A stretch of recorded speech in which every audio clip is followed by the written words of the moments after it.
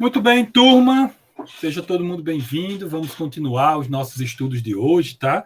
Nós já tivemos um primeiro vídeo em que nós tivemos a notícia e vimos a foto, né? De quem é Sérgio Buarque de Holanda, de quem é Darcy Ribeiro, esses autores que tratam da formação, da nossa formação como povo, né? E nós que viemos dessa mistura, né? Dessas principais três matrizes, né? Europeia, da Península Ibérica, ali Portugal, africana, né? E indígena, que nos constitui como seres, e nós vimos que conflitos europeus foram transpostos para cá e tal. Muito bem. Agora a gente vai como que virar a página de um estudo que é sobre conceito, categorização e tal, e a gente vai estudar, enfim, ter contato com uma outra dimensão dos estudos de língua e literatura, que é o texto literário, né? O texto dito artístico, tá? E nós vamos conhecer hoje o que se chama de conto maravilhoso. Eu vou trazer para vocês aqui meu livro chique, bonito, né? Green. No final desse livro aqui, o professor germanista, doutor em cultura germânica, o professor, como é o nome do homem? Marcos Mazzi, ele traz, né, um pós-fácil, o bicentenário de um clássico, Poesia do Maravilhoso em versão original. Então ele faz um comentário a esse livro e apresenta para a gente o que é o conto maravilhoso, esse gênero de história, enfim, de narrativa, que tem o trabalho pioneiro dos chamados irmãos Grimm, né? Jacob e Wilhelm Grimm colecionam contos do povo alemão, contos orais, e, enfim, eu vou trazer para vocês aqui um esquemazinho em que eu trato dessa noção, a partir do professor Marcos Mazzi, do que é conto maravilhoso. Agora, antes, a gente vai ler um conto, vai ver o que é o conto maravilhoso e depois vai ler um outro conto para vocês exercitarem esse aprendizado, tá? Eu já vi ali no chat que alguns viram o conto, leram o conto A Pata do Macaco, né? E deu vontade de ver os filmes. Vale a pena ver, principalmente uma adaptação que tem no YouTube, viu? Vale a pena ver. Está muito bem feita. Eu vi tudo que eu encontrei até agora, eu vi. Vamos lá, então. Deixa eu ver aqui, compartilhar uma janela, não é isso? Está aqui. Vamos saber aqui essa noção, conhecer essa noção de conto maravilhoso. Isso que eu estou apresentando para vocês é para funcionar como um fator que ajuda vocês a entender melhor esses contos, a curtir melhor esses objetos de cultura, certo? Então vamos ler essa historinha aqui, uma historinha curta, pequenininha, certo? Tranquilinha, só para vocês terem a noção aqui do maravilhoso quando eu for discutir o que é, tá? O nome do conto, na versão dessa tradução aqui, que sai pela editora 34, certo? De Cristiane, não sei dizer o sobrenome dela, Rohrig, tá aqui. Ela chamou esse conto de A Trina do João. Vamos ler a historinha, tá? Vamos lá. A Trina do João era preguiçosa e não queria fazer nada. Ela ficava pensando, o pensamento dela, entre aspas, né? O que vou fazer? Comer ou trabalhar? Comer, dormir ou trabalhar? É a pergunta aí. Primeiro vou comer. Depois de encher a barriga de comida, ela volta a pensar, o que faço agora? Trabalho ou durmo? Primeiro vou dormir um pouquinho. Então ela se deitava e dormia. E quando acordava, já era noite, não dava mais para sair para o trabalho. Certo dia, João voltou para casa no meio da tarde e encontrou Trina dormindo no quarto. Então ele pegou a faca e cortou a saia dela até a altura dos joelhos. Trina acordou e pensou, agora vou trabalhar. Mas quando saiu de casa, percebeu que sua saia estava curta demais e levou um susto. Ficou confusa se era ela mesma a Trina e pensou, sou eu ou não sou eu?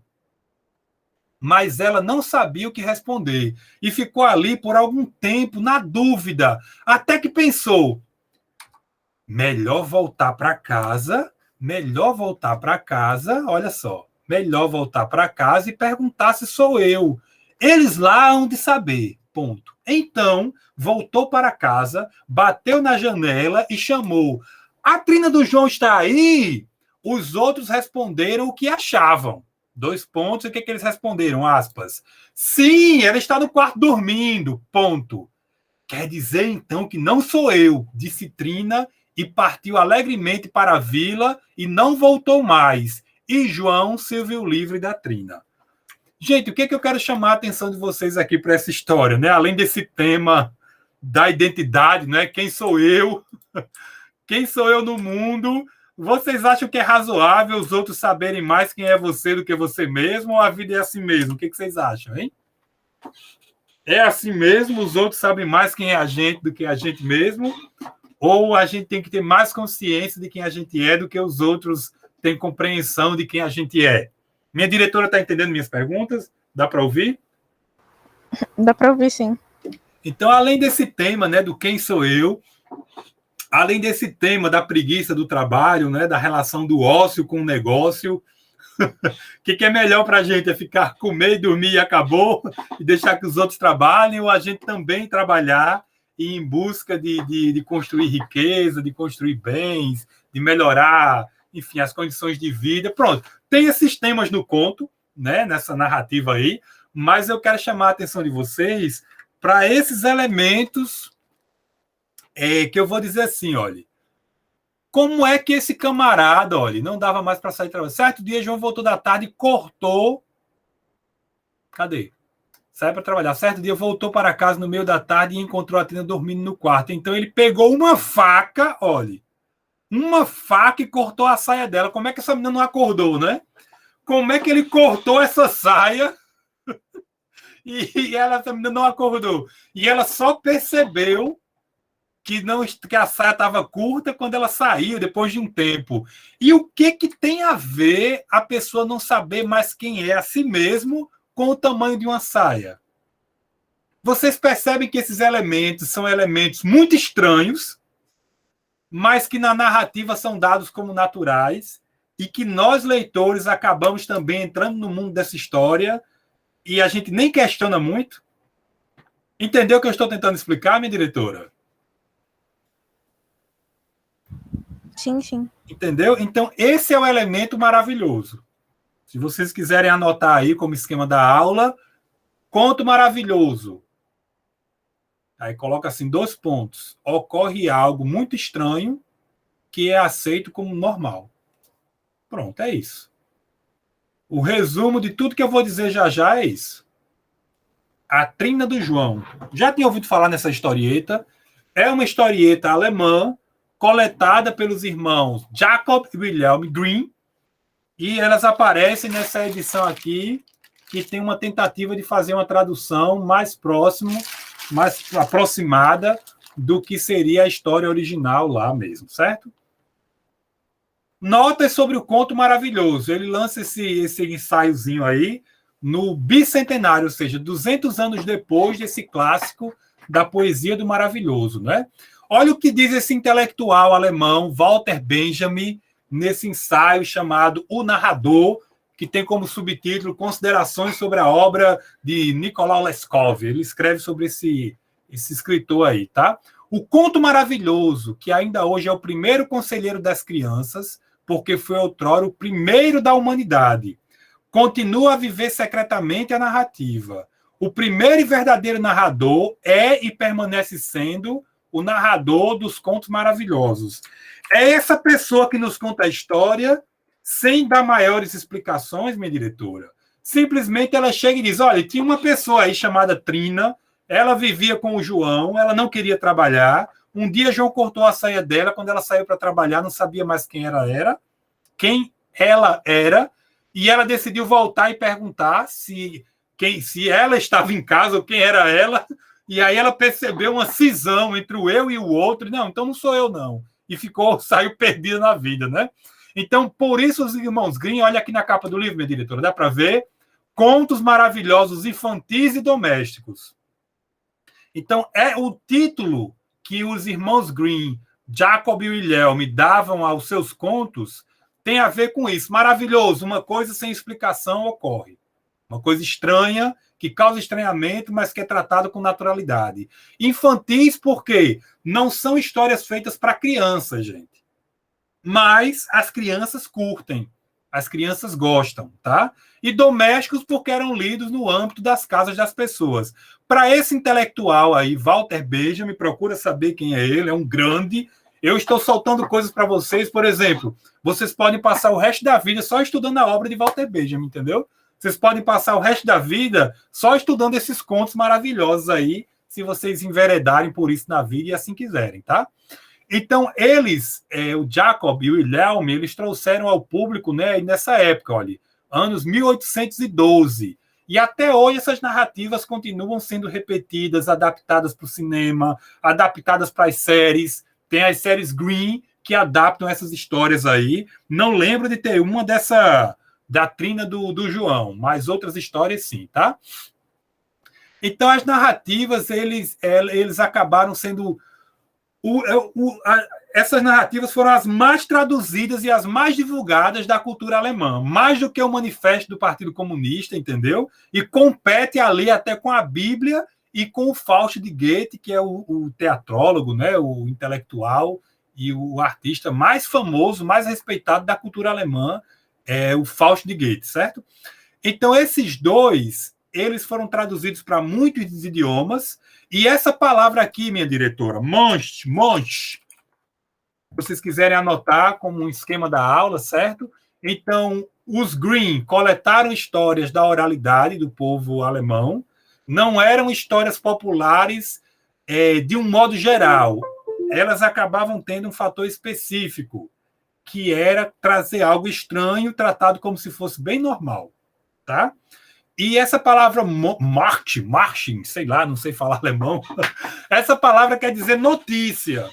É como se fosse assim, é uma coisa diferente que eu vou contar aqui, certo? Que foi traduzida por fairy tale em inglês, por conto maravilhoso, conto de fada, conto da carochinha, entendeu? São os vários nomes e nós estamos tratando aqui como conto maravilhoso, certo? Alguma pergunta, minha diretora? Até aqui, o que eu falei, deu para entender? Deu para entender, sim. Deu para entender? Aí eles apresentam assim, olha, isso é o Wilhelm Green falando. Ele estudou isso que ele coletou e editou. Ele diz assim, olha, contos maravilhosos infantis são narrados para que, em sua luz suave e pura, os primeiros pensamentos, as primeiras forças do coração despertem e vicejem. Uma vez, porém, que sua singela poesia, sua íntima verdade pode alegrar e instruir todo e qualquer ser humano, e ainda uma vez que eles permanecem e são transmitidos adiante no círculo familiar, eles também são chamados de contos maravilhosos domésticos. Então é isso, o que é para ficar na cabeça de vocês é assim, se um dia eu for ou para o meu prazer, ou para passar numa prova, para ter prazer, ou para passar numa prova, seja como for, o dia que eu me deparar com um texto que apresenta algo muito estranho, tratado como normal, com tudo aceito numa boa, certo? Esse texto ele pode ser divertido, dar prazer, educar crianças, mas também adultos. É isso que eu quero que fique na cabeça de vocês, certo? Para a gente aqui, olha, o que vem a ser essa espécie de narrativa que os irmãos Grimm estabeleceram, certo? São histórias orais, estruturadas por alguma fórmula, tipo, era uma vez. Então, quando vocês pegarem um conto que aparecer assim, era uma história, né? Que aparecer assim, era uma vez, provavelmente é uma fairy tale, é um conto de fadas, é um conto maravilhoso. São os vários nomes para a mesma coisa. Esses textos, como A Bela Adormecida, já ouviram falar? Que existem várias culturas, certo?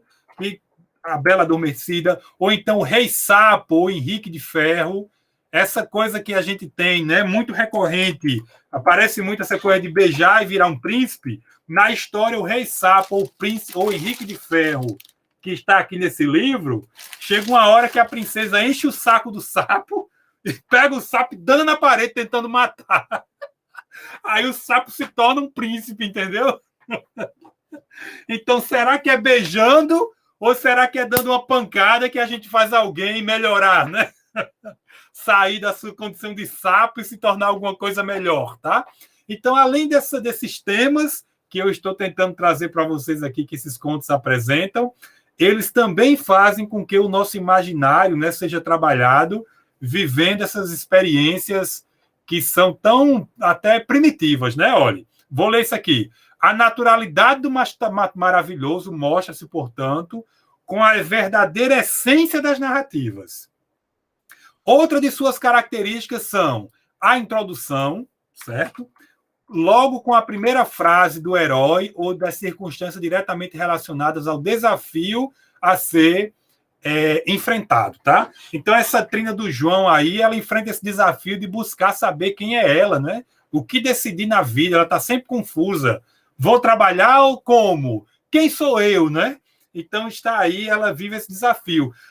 O Rei Sapo ou Henrique de Ferro, a princesa lá vive o desafio de recuperar uma bolinha que ela queria, caiu no poço e o sapo resgatou, e ela prometeu ao sapo que ia ficar com ele, achando que ia enganar o sapo, e o pai não deixa, o pai obriga que ela fique com o sapo.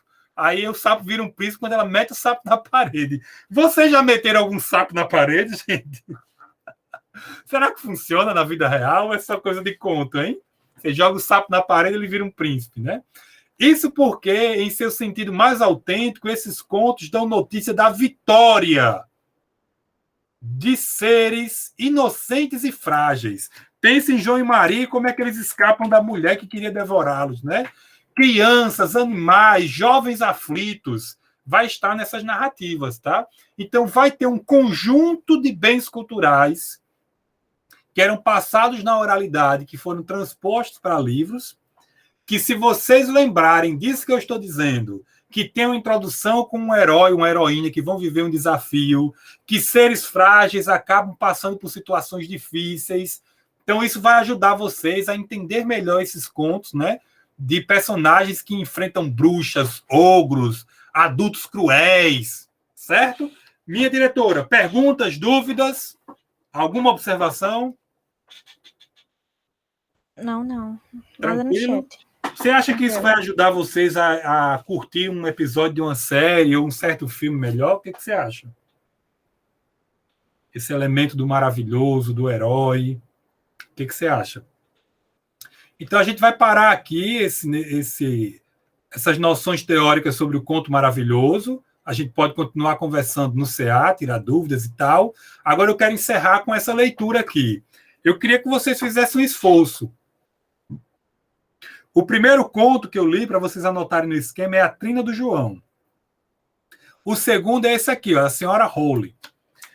Nesse livro aqui, a versão é diferente dessa que eu estou mostrando aqui. Aqui é outra tradução, certo? Que está no site, vocês podem olhar, vale muito a pena. Tem tudo, gente, bilíngue, entendeu? Para quem quer aprender inglês, espanhol, francês. É nesse site aqui, ó, greenstories.com. A Senhora Hole. Nesse livro aqui tem uma nota dizendo que esse Hole quer dizer como se fosse do inferno, entendeu? Ó, em alemão, a palavra Hole, ou Holle, significa, respectivamente, inferno e caverna. Entendeu? É como se fosse uma senhora das cavernas, uma senhora infernal das cavernas, tá? Vamos conhecer essa história e eu queria que vocês procurassem os elementos do maravilhoso nessa nossa narrativa aqui, certo? Identifique características do maravilhoso como forma de mais facilmente entender a narrativa. Que lições de sabedoria você pode obter? Certo? Que lições de sabedoria você pode ter? Olha aqui, olha, um galo, vou dar um zoom, preparando vocês para ler a história. Isso é uma ilustração que tem no site greenstories.com. Tá aqui o galo, certo? Aqui a senhora, olha os dentes. Dá para ver, diretora, a ilustração? Dá para perceber o que eu estou tentando mostrar? Tem uma cara meio diabólica ela, né? Olha os dentão, ó. Dá para ver o cursor? Dá a setinha do mouse? Dá sim. Pronto. E aqui a mocinha, olha, batendo um travesseiro. Você consegue perceber o que é isso aqui, minha diretora? Que eu estou apontando? Dá para ver? Dá para ver. Isso seria o quê? Parece o quê a você? A turma, o que vê aí? Uma cidade? Isso, é uma cidade, exatamente.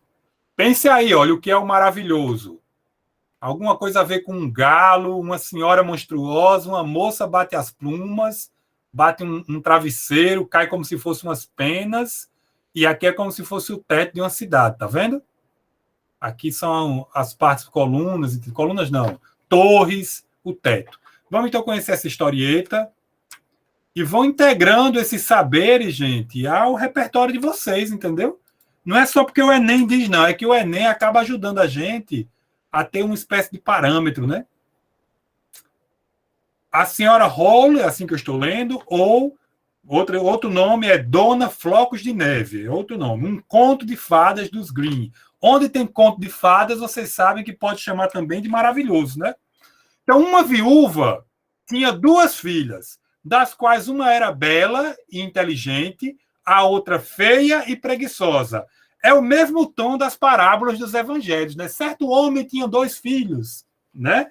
Um era cuidadoso, o outro disse, pai, me dê tudo que eu tenho que eu vou curtir a vida. Aí você tem lá a parábola do filho pródigo, né? Então, isso são elementos da cultura que parece que em todos os povos tem, né? Então vamos lá. Mas ela gostava muito mais da feia, porque era sua própria filha. A outra era uma enteada, né? E a outra tinha de fazer o trabalho de casa e ser a criada da casa. Então a enteada, a adotada, sofria, tadinha. Lembra que a gente viu lá que nesses contos, o que é comum, o que é muito recorrente, é você ter uma personagem frágil sendo ali submetida a uma convivência com um adulto cruel, com um monstro e tal, né? Já aparece isso no início, né? A pobre moça era obrigada a ir todos os dias para a rua, sentar-se na beira de um poço e fiar. Sabe o que é fiar, gente? Puxar o fio, e puxar o algodão e transformar em fio, né? Até que seus dedos sangrassem. Minha avó, nos anos, sei lá, 50, 40, no interiorzão do Ceará, ela plantava o algodão e ela mesma fiava. Aconteceu certo dia que a bobina ficou ensanguentada e por isso ela se debruçou sobre o poço para lavá-la, quando a bobina lhe escapou da mão e caiu no poço. Olha a quebra aí, aconteceu uma coisa estranha, né? Uma coisa estranha não, uma coisa nova. A moça correu chorando para a madrasta aí, essa adulta, nesse caso cruel, né?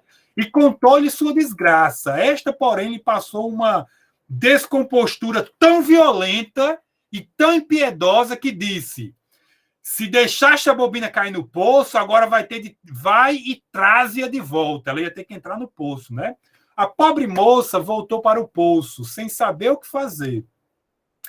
E, na sua grande aflição, pulou para dentro para buscar a bobina.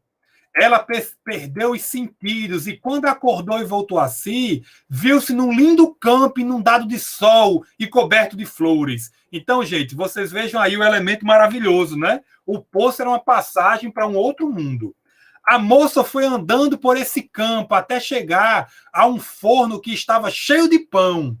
E o pão gritava: ai, tira-me, tira-me, senão eu queimo. Já estou assado há muito tempo.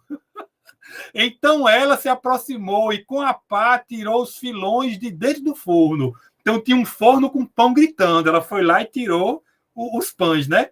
Continuou o caminho e chegou a uma árvore que estava coberta de maçãs e gritava: ai, sacode-me, sacode-me, nós, maçãs, já estamos maduras.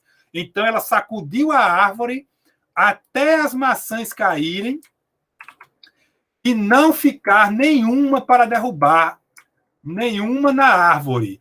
E depois de derrubar todas as maçãs, no monte continuou o caminho. Finalmente ela chegou a uma casa pequenina, da qual espiava uma velha, que tinha dentes muito grandes. Eu mostrei lá a ilustração, né? E a moça ficou com medo e quis fugir, mas a velha gritou: de que tens medo, filha? Deixa eu abrir aqui.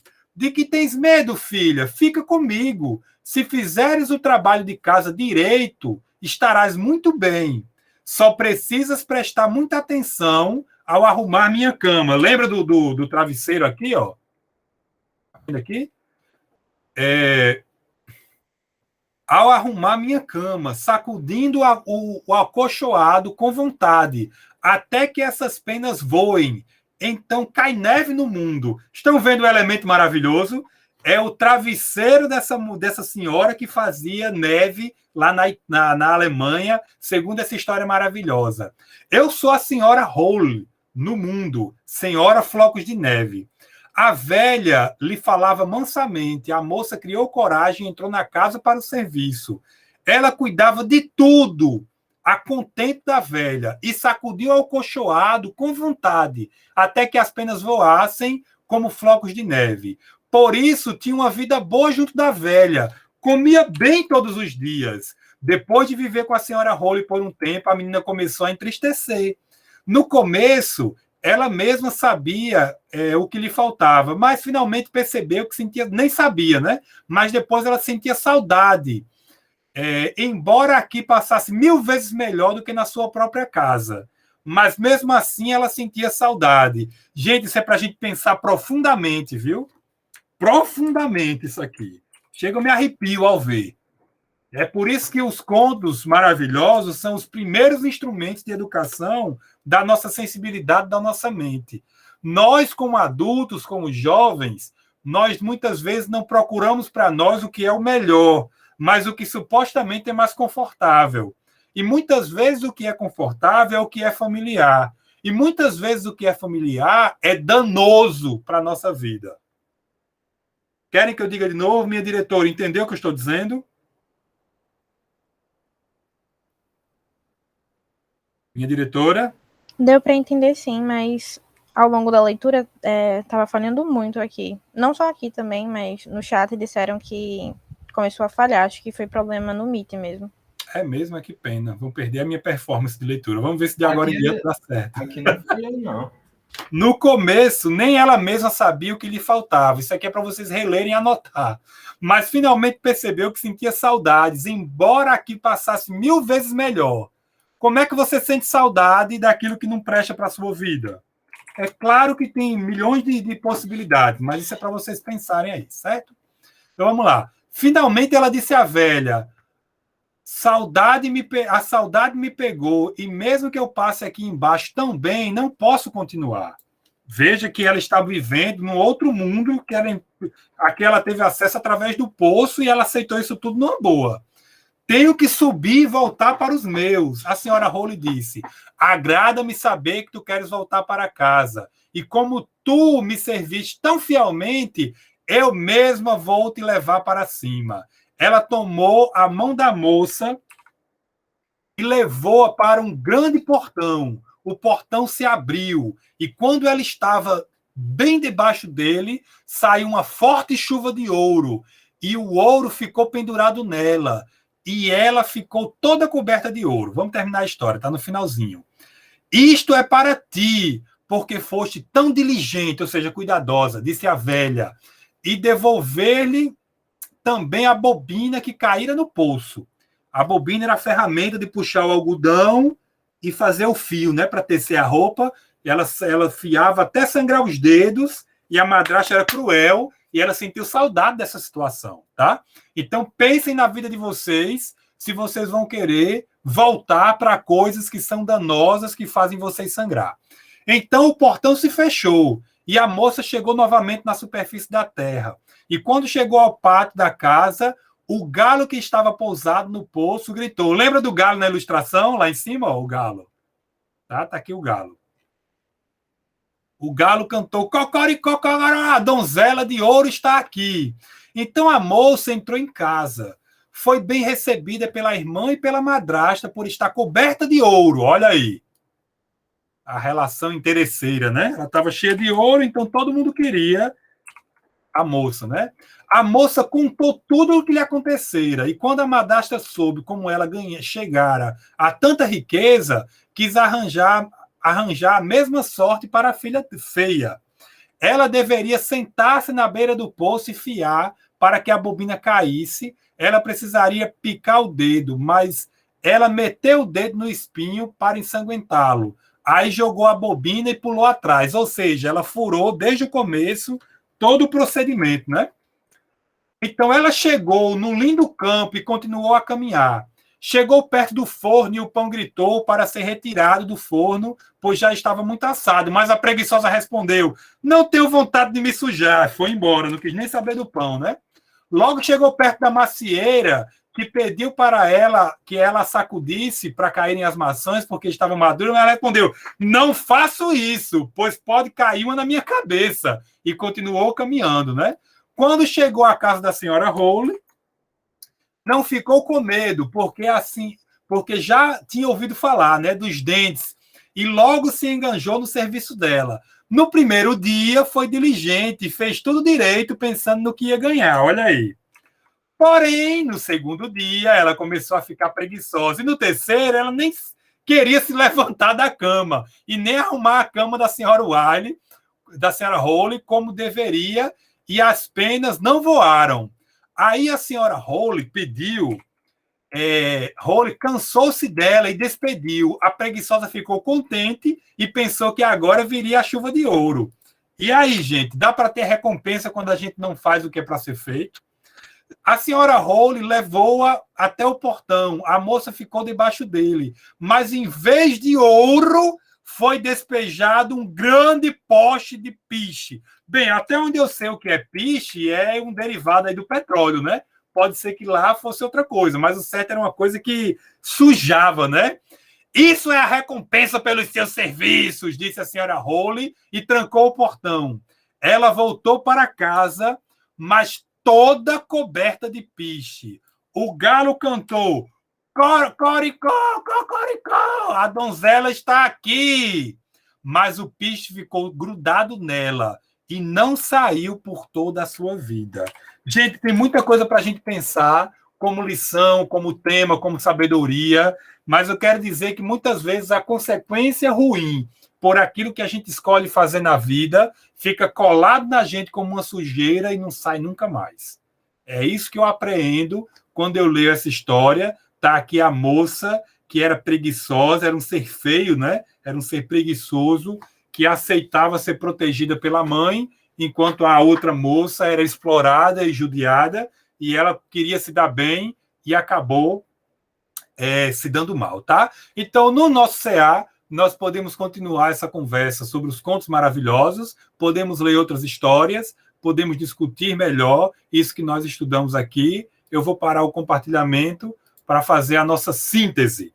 Nós vimos que existe um conjunto de histórias que apresentam um elemento que seria digno de estranhamento, mas que é tratado como algo normal. Nas histórias que nós lemos aqui, a Trina do João e a senhora Hole, nós vimos que alguém cortar a saia de outrem com uma faca, essa pessoa nem perceber, e essa pessoa perder a si mesma, não saber mais quem é, porque uma saia foi cortada, é um elemento que era para a gente achar esquisito. Mas nem na história, e nós leitores acabamos sendo levados também, na leitura, a acharmos normal, natural, uma coisa... Enfim, naquele mundo ali, tudo bem, né? E a senhora Hole, a pessoa ter acesso a um poço, através de um poço ter acesso a um outro mundo, e pães falarem, pés de maçã falarem, uma senhora fazer nevar através de um travesseiro ou de um edredom, já vi as duas traduções, ou seja, de um alcochoado ali, faz nevar numa cidade, né, e tal, e a pessoa ganhar uma chuva de ouro como recompensa. Isso tudo é tratado como tão normal que a mãe envia a filha, né, no lugar, depois da enteada, para ficar rica com esse ouro. Então, esse é o elemento de estranhamento que está nesse conjunto de narrativas que nós chamamos de narrativas maravilhosas, tá? Foi isso que nós vimos aqui e que serve para nós como um elemento aí que, uma vez sendo compreendido por nós, nós teremos mais facilidade ao entender uma história que chegue às nossas mãos, tá? Então, eu vou parar a gravação. Valeu pelo engajamento e atenção, e eu posso tirar alguma dúvida sem que esteja gravando, certo? Valeu.